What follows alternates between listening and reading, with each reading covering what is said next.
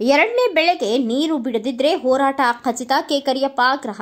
ಅಕಾಲಿಕ ಮಳೆಯಿಂದ ಬೆಳೆ ನಾಶವಾಗಿದ್ದು ಸೇರಿದಂತೆ ದುಂಡಾಣು ವೈರಸ್ನಿಂದ ರೈತರ ಜೀವನ ತಂತ್ರಕ್ಕೆ ಸಿಲುಕಿದ್ದು ರೈತರು ಬೆಳೆದ ಭತ್ತವು ಕೈಗೆ ಬಂದ ತುತ್ತು ಬಾಯಿಗೆ ಬರದ ಸ್ಥಿತಿ ನಿರ್ಮಾಣವಾಗಿತ್ತು. ಇಂತಹ ಸಂದರ್ಭದಲ್ಲಿ ಸರ್ಕಾರವು ರೈತರ ನೆರವಿಗೆ ಧಾವಿಸಬೇಕಾಗಿತ್ತು. ಅದು ಬಿಟ್ಟು ಕೇಂದ್ರ ಸರ್ಕಾರದ ಕಡೆ ಬೊಟ್ಟು ಮಾಡಿ ತೋರಿಸುತ್ತಿರುವುದು ರಾಜ್ಯ ಸರ್ಕಾರಕ್ಕೆ ರೈತರ ಶಾಪ ತಟ್ಟುವುದು ಶತಸಿದ್ಧ ಎಂದು ಬಿಜೆಪಿ ಜಿಲ್ಲಾಧ್ಯಕ್ಷ ವೀರನಗೌಡ ಲೆಕ್ಕಿಹಾಳ್, ಬಿಜೆಪಿ ಮುಖಂಡ ಕೆಕರಿಯಪ್ಪ ಈ ಕುರಿತು ಪತ್ರಿಕಾ ಭವನದಲ್ಲಿ ಸುದ್ದಿಗೋಷ್ಠಿ ನಡೆಸಿ ಮಾತನಾಡಿದ ಅವರು, ಕನ್ನಯ್ಯ ನಾಯ್ಡು ಅವರು ತುಂಗಭದ್ರಾ ಕ್ಲಸ್ಟರ್ ಗೇಟ್ ಅಳವಡಿಸಿರುವುದಕ್ಕೆ ಕೇವಲ 3 ತಿಂಗಳು ಸಾಕು. ಎರಡನೇ ಬೆಳೆಗೆ ನೀರು ಬಿಡಬಹುದು ಎಂದು ಸರ್ಕಾರಕ್ಕೆ ಲಿಖಿತ ಹೇಳಿಕೆ ಕೊಟ್ಟರೂ ಕೂಡ ಸಚಿವ ಶಿವರಾಜ ತಂಗಡಗಿ ಅವರು ತಾವೇ ನುರಿತ ತಜ್ಞರಂತೆ ಎರಡನೇ ಬೆಳೆಗೆ ನೀರು ಕೊಡಲು ಸಾಧ್ಯವಿಲ್ಲ ಎಂದು ಘಂಟಾಘೋಷವಾಗಿ ಹೇಳುತ್ತಿರುವುದು ಸಮಂಜಸವಲ್ಲ.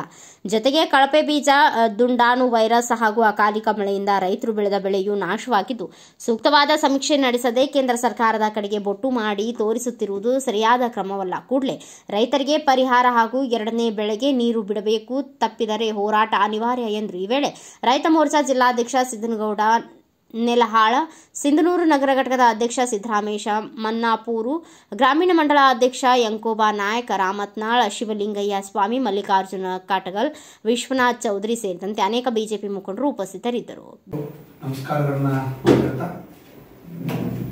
ಇವತ್ತು ಅತಿವೃಷ್ಟಿಯಿಂದ ನಮ್ಮ ಜಿಲ್ಲೆಯಲ್ಲಿ ಆಗಿರತಕ್ಕಂಥ ಬೆಳೆ ಹಾನಿ, ಈಗಾಗಲೇ ಬೆಳೆ ಹಾನಿಯಾಗಿ ಸರಿಸುಮಾರು 2 ತಿಂಗಳು ಆಗ್ತಾ ಬಂದರೂ ಕೂಡ ರಾಜ್ಯ ಸರ್ಕಾರ, ಜಿಲ್ಲಾ ಉಸ್ತುವಾರಿ ಸಚಿವರು ಕಾಟಾಚಾರಕ್ಕೆ ಇವತ್ತು ಮುಖ್ಯ ರಸ್ತೆಯಲ್ಲಿ ಬರ್ತಕ್ಕಂಥ ಒಂದು 3-4 ಹೊಲಗಳನ್ನು, ಅಂದ್ರೆ ಯಾವುದೇ ಒಂದು ರಸ್ತೆಯಲ್ಲಿ ಹೋಗಬೇಕಾದಾಗ ಆ ರಸ್ತೆಯಲ್ಲಿ ಸಂಬಂಧಪಟ್ಟಂತ ತಾಲೂಕಿನಲ್ಲಿ ಒಂದು 2-3 ಹೊಲಗಳನ್ನು ನೋಡಿ ಆಯ್ತು, ಎಲ್ಲ ವರದಿಗಳನ್ನ ಅಧಿಕಾರಿಗಳು ತಗೋತಾರೆ, ಅಧಿಕಾರಿಗಳು ನೀಡ್ತಾರೆ ಅನ್ನೋ ನಿಟ್ಟಿನಲ್ಲಿ ನಮ್ಮ ಸನ್ಮಾನ್ಯ ಜಿಲ್ಲಾ ಉಸ್ತುವಾರಿ ಸಚಿವರಾಗಿರ್ತಕ್ಕಂಥ ಶರಣ್ ಪ್ರಕಾಶ್ ಪಾಟೀಲ್ ಅವರು ತೆಗೆದುಕೊಂಡು ಇಲ್ಲಿವರೆಗೂ ರಾಜ್ಯ ಸರ್ಕಾರ ಒಂದು ನಯಾ ಪೈಸೆಯನ್ನು ಕೂಡ ಬಿಡುಗಡೆಯನ್ನ ಮಾಡಿರತಕ್ಕಂಥ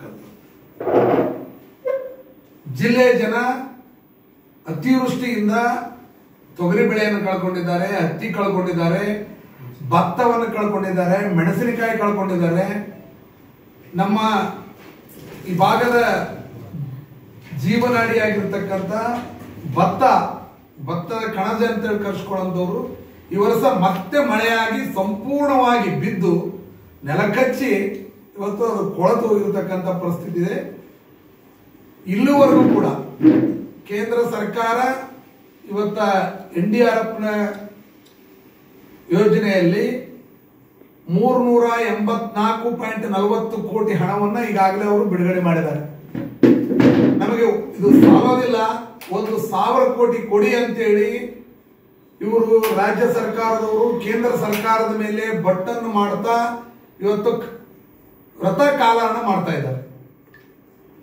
ಈ ರಾಜ್ಯ ಸರ್ಕಾರಕ್ಕೆ ನಾನು ಹೇಳೋದಿಷ್ಟೇ, ಸನ್ಮಾನ್ಯ ಮಾಜಿ ಮುಖ್ಯಮಂತ್ರಿಗಳ ಯಡಿಯೂರಪ್ಪನವರು ಮುಖ್ಯಮಂತ್ರಿಗಳಾಗಿದ್ದಾಗ ಈ ರಾಜ್ಯದಲ್ಲಿ ಒಬ್ಬರು ಮುಖ್ಯಮಂತ್ರಿಗಳಾಗಿ ಅಧಿಕಾರ ಸ್ವೀಕಾರ ಮಾಡಿದ್ರು, ಒಬ್ಬರು ಮುಖ್ಯಮಂತ್ರಿಗಳಿದ್ರು. ಯಾವುದೇ ಸಚಿವ ಸಂಪುಟ ಇರಲಿಲ್ಲ, ಸಚಿವ ಸಂಪುಟದ ಯಾವ ಸಹೋದ್ಯೋಗಿಗಳು ಇರಲಿಲ್ಲ. ಇಡೀ ರಾಜ್ಯವನ್ನು ಸುತ್ತಿ ಕೇಂದ್ರದ ಯಾವುದೇ ಅನುದಾನಕ್ಕೆ ಕಾಯ್ದೆ ತಮ್ಮ ಸ್ವಂತ ಸರ್ಕಾರದಿಂದ ಅನುದಾನಗಳನ್ನ ಬಿಡುಗಡೆ ಮಾಡಿ ಇವತ್ತು ರೈತರಿಗೆ ಹಂಚುವಂತ ಕಾರ್ಯವನ್ನು ಮಾಡಿದ್ರು, ರೈತರಿಗೆ ಬೆಳೆ ಪರಿಹಾರವನ್ನು ಕೊಡುವಂತ ಕಾರ್ಯವನ್ನು ಮಾಡಿದ್ರು. ಇವತ್ತು ಈ ಸರ್ಕಾರಕ್ಕೆ ಏನಾಗಿದೆ, ಬರೀ ಕೇಂದ್ರ ಸರ್ಕಾರದ ಮೇಲೆ ಬಟ್ಟು ತೋರಿಸೋದು ಬಿಟ್ರೆ ಇವತ್ತ ಬೇರೆ ಸರ್ಕಾರಗಳನ್ನು ನೋಡ್ಬೇಕು. ಇವತ್ತು ಮಹಾರಾಷ್ಟ್ರ ಇವತ್ತು ಯಾವುದೇ ಒಂದು ಕೇಂದ್ರ ಸರ್ಕಾರದ ಅವರಿಗೂ ಕೂಡ ಈಗ ಎಷ್ಟು ಕೊಟ್ಟಿದ್ದಾರೆ ಅದರಷ್ಟೇ ಕೊಟ್ಟಿರ್ಬೋದು. ಹೆಚ್ಚು ಕಮ್ಮಿ ನನಗೆ ಮಹಾರಾಷ್ಟ್ರಕ್ಕೆ ಕೊಟ್ಟಿದ್ದ ಸಂಖ್ಯೆಗಳ ಮಾಹಿತಿ ಇಲ್ಲ. ಹಾಗಾಗಿ ಅದನ್ನು ಕಾಯ್ದೆ ಇವತ್ತು 2,100 ಕೋಟಿ ರೂಪಾಯಿಯನ್ನ ಇವತ್ತು ಅಲ್ಲಿನ ರೈತರಿಗೆ ಬಿಡುಗಡೆಯನ್ನ ಮಹಾರಾಷ್ಟ್ರ ಸರ್ಕಾರ ಇವತ್ತು ಮಾಡಿದೆ. ಬೇರೆ ಸರ್ಕಾರವನ್ನು ಮಾಡಲಾಗಿ ತೆಗೆದುಕೊಳ್ಬೇಕಲ್ಲ. ಇವತ್ತು ಕೇಂದ್ರ ಸರ್ಕಾರದ ಮೇಲೆ ಬರೇ ಬಟ್ಟು ತೋರಿಸೋದು ಇವತ್ತಿನ ಮುಖ್ಯಮಂತ್ರಿಗಳ ಸಿದ್ದರಾಮಯ್ಯನವರು ಇರ್ಬೋದು ಮತ್ತು ಕಂದಾಯ ಸಚಿವರು ಇರ್ಬೋದು. ಒಟ್ಟಾರೆ ಈ ಒಂದು ರಾಜ್ಯ ಸರ್ಕಾರ ಏನಿದೆ ರೈತರಿಗೆ ಇವತ್ತು ಒಂದು ಶಾಪವಾಗಿದೆ ಈ ಸರ್ಕಾರ. ಇರುವಂಥ ಅಖಂಡವಾದಂಥ ಬಹುಮತವನ್ನು ಪಡೆದಿರ್ತಕ್ಕಂಥ ಸರ್ಕಾರ ರೈತರನ್ನು ಬಿಟ್ಟು ಕಾನೂನು ಸುವ್ಯವಸ್ಥೆಗೆ ಆದ್ಯತೆ ಕೊಡಲಾರದೆ ಇವತ್ತು ಅತ್ಯಂತ ಕೆಟ್ಟ ವ್ಯವಸ್ಥೆಯಲ್ಲಿ ಇವತ್ತು ಸರ್ಕಾರದಲ್ಲಿ ಅವರ ಎಡಬಿಡಂಗಿ ಧೋರಣೆಯಿಂದ ಇವತ್ತು ಯಾರಿಗೂ ಕೂಡ ನ್ಯಾಯ ಸಿಗಲಾರದಂಥ ಕೆಟ್ಟ ವ್ಯವಸ್ಥೆ ನಿರ್ಮಾಣ ಆಗಿದೆ. ಈಗಾಗಲೇ ನಾವು ಗೊತ್ತಿದ್ದಾಗೆ ಬಿಜೆಪಿ ಸರ್ಕಾರ ಕೂಡ ಕರ್ನಾಟಕ ರಾಜ್ಯದಲ್ಲಿ ಅಧಿಕಾರ ಮಾಡಿದಾಗ ರೈತರನ್ನು ಆದ್ಯತೆಯಾಗಿ ಇಟ್ಟುಕೊಂಡು ಕೃಷಿ ಸಮ್ಮಾನ ನಿಧಿಯ ಕೇಂದ್ರ ಸರ್ಕಾರದ 6,000 ಜೊತೆಗೆ ಮತ್ತೆ ಯಡಿಯೂರಪ್ಪನವರು 4,000 ಜೋಡಿಸಿ ಕೊಡ್ತಾ ಇದ್ರು. ಹಾಗೇನೆ ಈ ಒಂದು ಅಮೃತದ ಯೋಜನೆಯಲ್ಲಿ ಕೂಡ ಕೆಲವು ರೈತರು ಗುಂಪು ಮಾಡಿಕೊಂಡು ಏನಾದರೂ ಅವರದೇ ಆದಂಥ ಎಫ್ಒಗಳನ್ನ ರಚನೆ ಮಾಡಿಕೊಂಡ್ರೆ ಅವರಿಗೂ ಕೂಡ ಒಂದು 200 ಕೋಟಿ ರೂಪಾಯಿಗಳ ಬಿಡುಗಡೆ ಮಾಡಿ ಆ ಥರದ ಒಂದು ವ್ಯವಸ್ಥೆ ಮಾಡಿದ್ರು.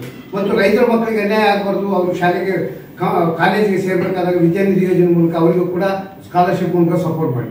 ಆನಂತರ ಇವತ್ತು ಏನಾಗಿದೆ ಪರಿಸ್ಥಿತಿ ಅಂತಂದ್ರೆ, ನೋಂದಣಿಯಲ್ಲಿ ಹೋದ್ರೆ 1 ಎಕರೆಗೆ 8,000 ರೂಪಾಯಿದಲ್ಲಿ ಯಾರೋ ಕೊಂಡ್ಕೊಳ್ತಿದ್ರು ಮಾಡ್ತಿದ್ರು, 8,000 ಮನೆ ಕೊಡ್ತಾರೆ. ಇವತ್ತು 50,000 ರೂಪಾಯಿ ದಂಡ ಕಟ್ತಾ ಇದೆ.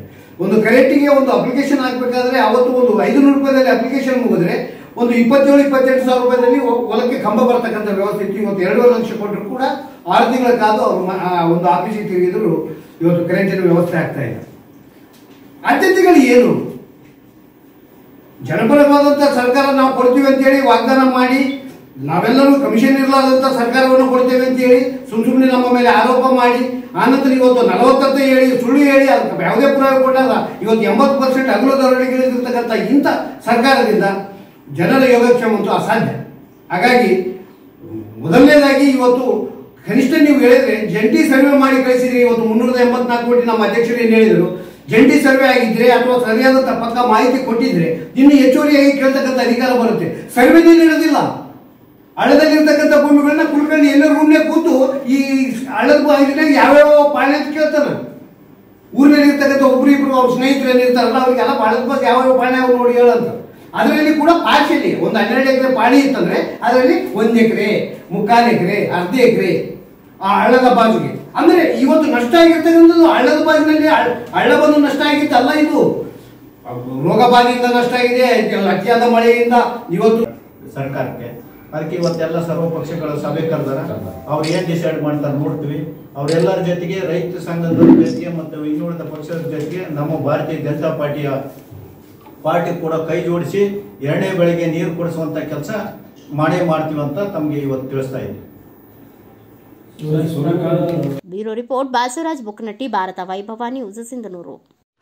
Thanks for watching Read, Discuss and Debate with editor Dr. Yan Prashant Rao. Wanted reporters in print, digital and visual media for Bharat Vaibhav Daily Newspaper, BV News 5 Channel and BV Fast Web News from all the talukas of Karnataka, Goa and Maharashtra. If interested, send your resume to 9019229369.